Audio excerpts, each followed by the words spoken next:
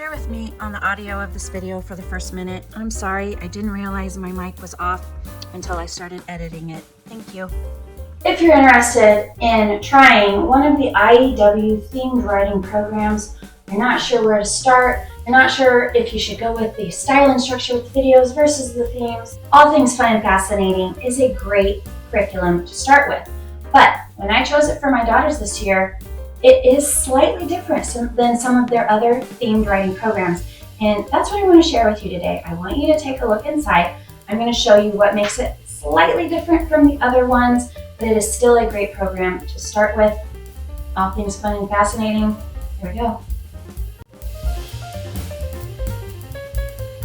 If you're new to my channel, my name is Rachel and I'm a homeschooling mom of 3 kids aged 10, 14, and 17. I have been using IEW for a very long time. We did classical conversations for 4 years, so I did it all 4 of those years. And then the first year that we left classical conversations, I did it that year. And then I pulled it up again. I mean, I don't know how many years total I've used IEW, but it is such a strong, effective grammar and writing program. I just keep going back to it. So I did the same thing this year because I needed to solidify some writing skills for my 8th grader and introduce some very specific writing mechanics for my 4th grader. So of course I'm going to use what I know and what I know works for writers who just aren't sure where to start. So I chose All Things Fun and Fascinating this year because it had a great variety of lessons. This is technically geared towards 3rd through 5th grade, but you know, those grade levels really just are talking about the material that they're pulling their outlines from. So this is just a much more simple story to pull from as you're learning these techniques than, say, medieval history based. This writing material might be a little bit more than in this book, but actually it's really not that much different. Lesson 9 for Unit 4, which is summarizing a reference. Summarizing meaning you're not pulling your outline. You're not using every bit of information that's here. You're picking and choosing which pieces you want to write about. And this is the summarizing a reference for All Things Fun and Fascinating. So first I want to talk about what I noticed almost immediately that was the difference between this particular themed writing versus the history themed writing books, which I've never used like the Narnia or the Bible story books, but I'm pretty sure that those are written in all the same inside, and I'll tell you what I mean by that. And All Things Fun and Fascinating, I think might be one of IEW's earliest, 2012. This one is updated every year. So I have the 2019 version because that's the last year we did classical conversations, but they update like their medieval history lesson every single year. So this one has not been updated since 2012, which might be why it's so different. So one of the first things that I noticed right away, inside the student book, it's not that different.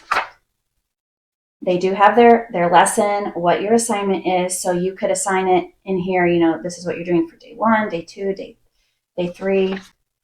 I usually have my girls do the keyword outline the first day. Sometimes we skip them because, I mean, this is just keyword outline. I didn't think we needed to do every single one.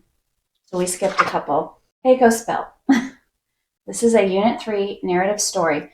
So the first day, we'll go over what the goal is, what we need to review, what a tall tale is, the assignment, which is reading this. Sometimes we read it together. Sometimes I let them do it on their own. And then I'll go over what the assignment is. So we read this together and we decided how I had to help them figure this out. What is the setting? You're writing 1 paragraph about the setting. So where are we getting that from here in the story context? The conflicts in the climax here. Then day 2, they might do these brainstorming exercises, which is coming up with some quality adjectives. So if they're describing the West, here are some quality adjectives they could use. Adjectives for describing Pecos Bill, strong verbs, ly adverbs to describe these verbs. So instead of look, explore. Instead of get, snatch. Instead of get, grasp. Instead of look, search. And then some grammar help. We're starting to learn about who clauses. Similes, there's not always this much brainstorming for every single lesson. In fact, sometimes there's hardly any at all. So like on this one, busy beavers, there was the keyword outline. this was all there was for a brainstorming activity. But that's how we do it. We do the keyword outline, we do the brainstorming activity, and then they write their paper. And then I don't keep track of points for their papers. I just help them go through the checklist to make sure that they've got all these things in there. And in fact, let me show you how we do it. I think I have this paper over here in my daughter's portfolio. Okay, so this isn't the Busy Beaver paper. It's a different one, but they print out their first draft for me. They try to go through the checklist themselves, and if they do that on the computer, they're supposed to underline this. My daughter it's just like a battle I'm not going to pick. She wants to make it blue and italicized, but that lets me know that she's said, this is my ly adverb. I don't know if you can see that. It says dangerously. So that's her ly adverb. This checklist actually tells you to underline it and label in the right margin. So somehow they've got to mark this so that I know, so that I'm not just searching through their paper looking for ly adverbs. They've already marked it for me. And then this is how they mark it in the margin. This is her alliteration, and there it is, brilliant birds. This is her number 6 opener for a very short sentence. First, they spit. This is where her ly adverb is in this line. Oh, she needs to mark that quickly. I think that was just extra. This is her simile. It feels and looks just like glue. So anyway, you get the point. I have them mark it manually because I don't want to teach them computer-wise how to type it out separately. So I just have them write it to mark it for me so that I can make sure they did it all. And that's how we do it. And that's honestly exactly how we did it. Also, in this themed book, you had your keyword outline. You had your keyword outline.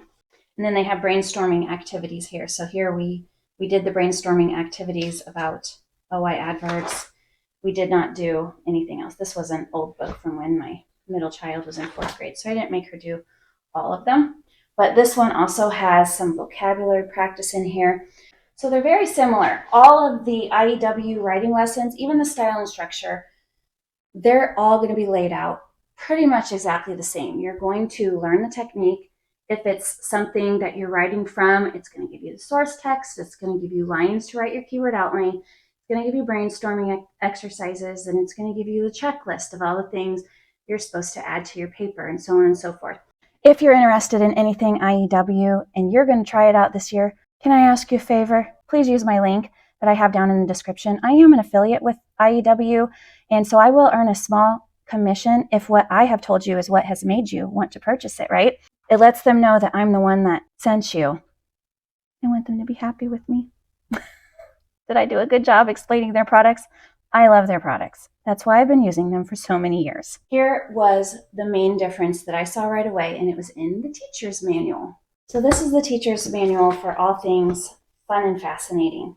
And this is the teacher's manual for what I think most of their themed writing teacher's manuals are going to look like. So let me show you this one first because I'm most familiar. If you've done anything from IEW themed writing, this is how they almost all look. The white is what the student book looks like, and the gray is the additional information for the teacher.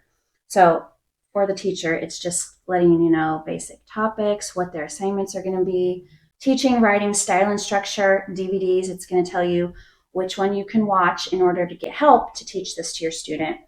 And occasionally it'll give you ideas for reviewing concepts. Like right here, it says teachers should model the process using duties of nights as a topic. So modeling obviously means do this with them, show them how it's done. There's ideas here, down here for games. Give a ticket for each word a student can use correctly in another sentence. So this is about vocabulary practice. Every single writing book that I've ever seen from IEW has vocab words. Teachers discuss ideas for a clincher, for example, ... discuss ideas for a clincher here, discuss ideas for a clincher here. So they're learning about the last sentence of a paragraph should reflect 2 to 3 key words of the topic sentence. So teachers discuss those ideas. See here, this is like the end of a lesson. Be sure to save time to play a vocabulary game at the end of class, lesson 1. So these are the types of ideas I used when I was a classical conversations tutor. If you were using IEW in a classroom setting, there's great ideas like that. Because we would do games to practice different openers, practice adding all kinds of style. So maybe I should just tell you, since I can't find an example, but I remember this is one of the games that we would play sometimes. So have the students write a simple sentence like, the girl ate ice cream, okay? So they would write a simple sentence, and then you would say, now I want you to add to that sentence an ly opener. So then they would say, quickly, the girl ate ice cream. Okay. Now you need to add a who-which clause. Okay. Quickly, the girl ate ice cream, which was strawberry flavored. So anyway, you just keep going on and adding different style techniques. You could say, now I want you to make something an alliteration, or I want you to add a quality adjective in there. So we did exercises like that, and I totally got that idea from one of these teacher's manuals that I can't find right now. So they do give you ideas for review, which is fun. But in all things fun and fascinating, this teacher supplement, it gives you ideas, but I would call this more of just an overall lesson plan. It didn't feel like much of a teacher's manual to me. So I ended up ditching it early on. But you can see here, lesson 5, it tells you what you're reviewing. It tells you page 37, page 39 of the student book, but it's not showing you the student book here. So this is why this really wasn't useful to me. I taught every one of my daughter's lessons from their book. I had to have them sit next to me or hand me the book, hand me one of their books, and then I would go over what it was that they were supposed to learn from their book, because it is not here. It's not in this teacher's manual. This teacher's manual is basically a lesson plan, tells you what to do each day, gives you, do a vocab quiz. It'll give you game ideas for sure, and it'll tell you the answers. So like in the back, here's the answers to some of their things. These are different vocab quizzes. I didn't do any of this year, but if you were doing the vocabulary, make a copy of this for your student, and then you have the answers. And all of the answers are in here. Sample notes. So this is for lesson 18 for Louis Braille. This is obviously the keyword outline here, giving you ideas. But what I just did not like about this was that it wasn't showing me their student pages like this one was, and then just giving me these ideas in the gray. These themed books are, especially the teacher's manual, are laid out so much better than all things fun and fascinating. So I didn't even use the teacher's manual. I just used the student notebook. I can do that again because I have used IEW so much. I'm so familiar with it. I'm confident. I really don't need the manual. I don't need answers. But what I did like about all things fun and fascinating, and I think I showed this to you guys when I told you this is what I was doing, but I liked the variety. The thing about a themed writing lesson like this, unless you have a child who's really into medieval history, Classical Conversations uses this because that's how their cycles work. They have cycle 1 is ancient history, cycle 2 is medieval history, and then cycle 3 is American history. So they want themed books to go along with all their cycles. But if you're not part of CC and you just want a themed book on your own, you might get tired of medieval history. So all things fun and fascinating just has a lot more variety because it has science-y things in it, floating rocks. It has fables in it, the crow and the peacock, the ants and the grasshopper. It does have tall tales. Pecos Bill, that one was a fun one that we wrote from. The special holiday poems did introduce them a little bit to poetry. That is something different. I've never seen poetry in one of those themed writings, so that was a little fun break there to learn some poetry, or learn how to write some poetry. Busy beavers, ants, honeybees, this is all very sciencey, and then you've got some history stuff here with Benjamin Franklin, Louis Braille, Thomas Edison, and then of course there's sprinkled in here letting them write about whatever they want, whatever their hobbies are, their interests, anything that they want to do. But I just felt like if you have a child who's not necessarily into history, and maybe you don't want to spend the whole year on the Chronicles of Narnia theme, then all things fun and fascinating is going to give you a good variety. And if you need lesson plans, then by all means get the teacher's manual, but I prefer how they wrote the manuals in the history-based themed units. I just realized I didn't even have my mic on the whole video. Sorry about the sound, but it's on now. See? I took it off for a picture. And it was laying on the table the whole time. Life of a YouTuber. I got a video about that. I'm going to link it below if you want to see some funny behind the scenes.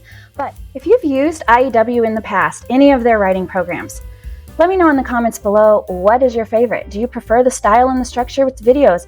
Do you prefer the themed writing? And if you do use the themed writing, which one has been your favorite? They have so many different themes. I was looking at, for next year, possibly the fairy tales. What's it called?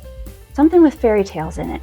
Because I'm not sure about the medieval stuff for my daughters, although they probably would like some knights and some princessy stuff.